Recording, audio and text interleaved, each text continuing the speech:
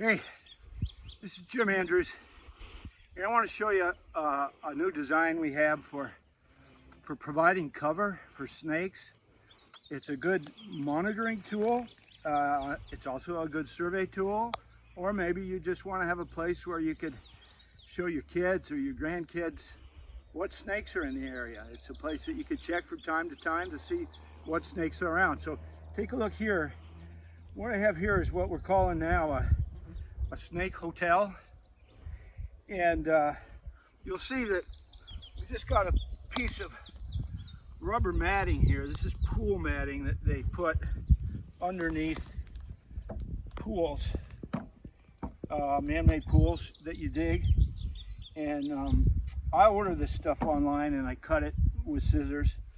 And so really the main function of that pool matting is not so much rain, but it's heat.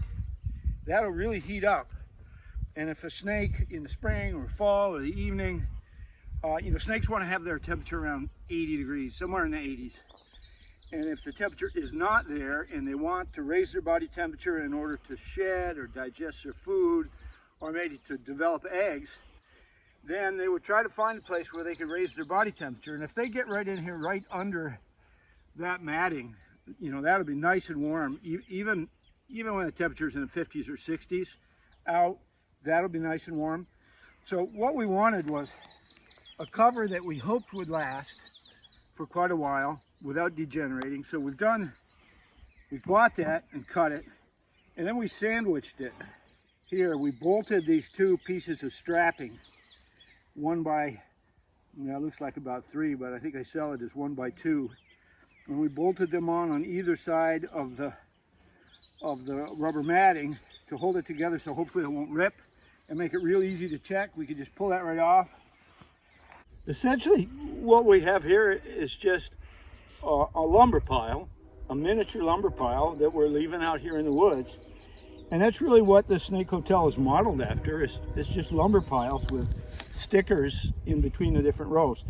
Now you see that I put a little piece of 2 by 3 right there just to raise the rubber tarp a little bit so that the water drains off. Also, it allows for snakes to get in there right up against the tarp. And we've screwed these, it just could be a pile of boards, but we screwed it together to make it easy to check. See, so we can just pull off a layer. We got to have some holes here so the snakes can get up through the layers. And where we are here, there's some big snakes, big water snakes, big rat snakes that might be, like 2 inches through. So we wanted to have some pretty big gaps.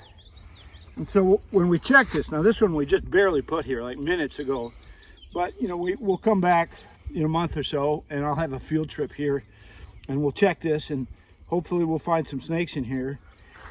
And if the snake wanted to get deeper, where it was a little cooler, it could be down under this layer. So we got another layer there. You'll notice on this layer, instead of the strapping, I have the 2 by 3s. So I just wanted this layer to be a little deeper so that the big snakes would have room on this one so they could get between these boards. And I could throw that off. And back on this one, I got back to some smaller boards. So this will be fine for milk snakes and water snakes and maybe ribbon snakes. But a really big snake might have trouble fitting in this gap. We ran out of wood. That's the only reason we have this gap right here, is that we ran out of wood. We didn't buy quite enough of this wood. And by the way, we bought this stuff rough cut. And I found out really afterwards that it was probably more convenient to just buy low grade, already planed, will be called often number 2 grade, 1 by 8s or 1 by 10s. But we ran out, so I left a space there. It's not a big deal. The snakes are not giving me a hard time about that. Down to the bottom, I got the 2 by 4 again to create a little bit more space, but down here I used a little bit more expensive pressure treated because this is the layer that goes against the ground. And just to keep this from rotting, we haven't painted anything. We've just got raw lumber here. So this layer We got pressure treated on the bottom. Now I wish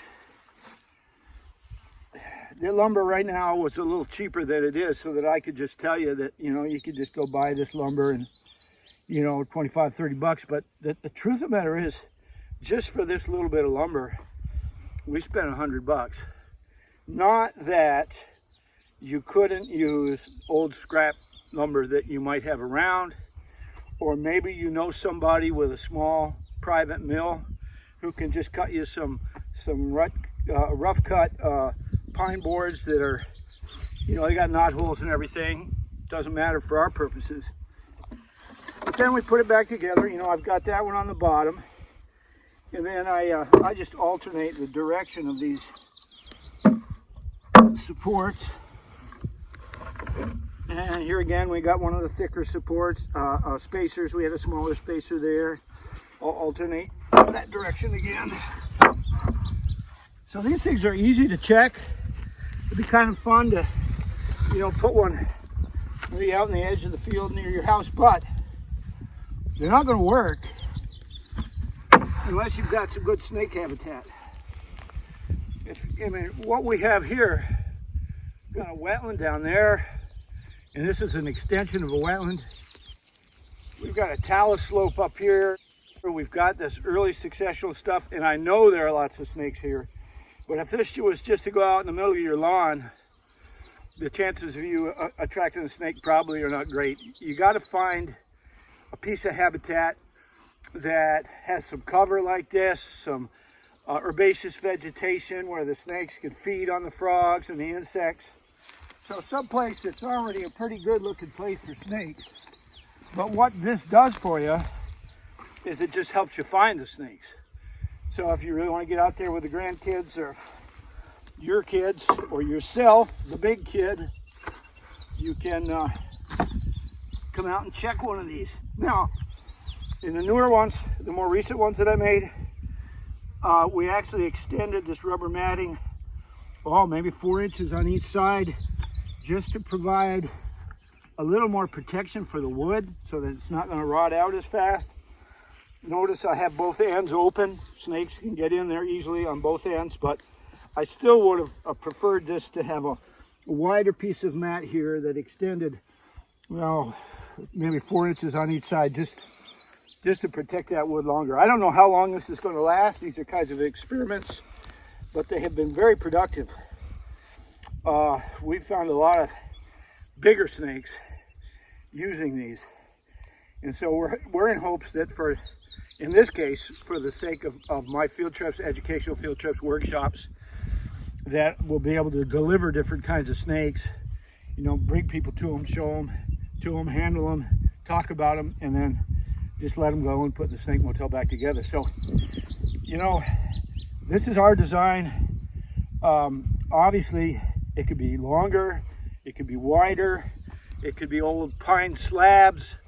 We've done some with just plain old pine slabs, which you can often get for free. Some that aren't even screwed together, you know, so they're really pretty cheap. But this is a design that we like because it's just easy. It was easy to pre-make and carry out here. It's easy to check. You can check it in layers. And I think this snake hotel is a kind of a fun design that you might want to try. Give it a go.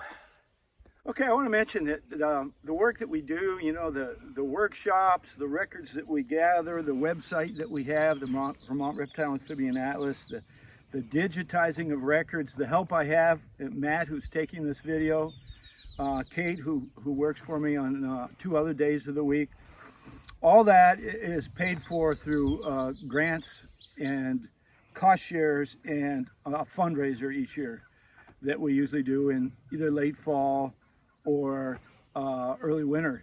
And so your donations are tremendously important. We have a goal each year that our current goal is about $25,000 of donations each year. And you can find online at vtherpatlas.org, you can find our contact information.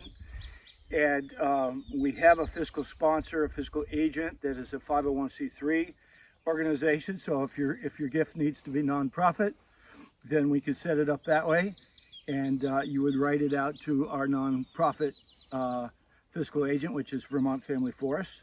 And if it doesn't need to be given to a nonprofit, you can just write it out to me, Jim Andrews, and send it to me personally. And that money we use to pay for the field work we do, the educational work that we do, the workshops that we do, to really support conservation using reptiles, amphibians, and a knowledge of reptiles, amphibians as the vehicle for conservation. So I hope you consider giving a donation. It would be a big help. Thanks.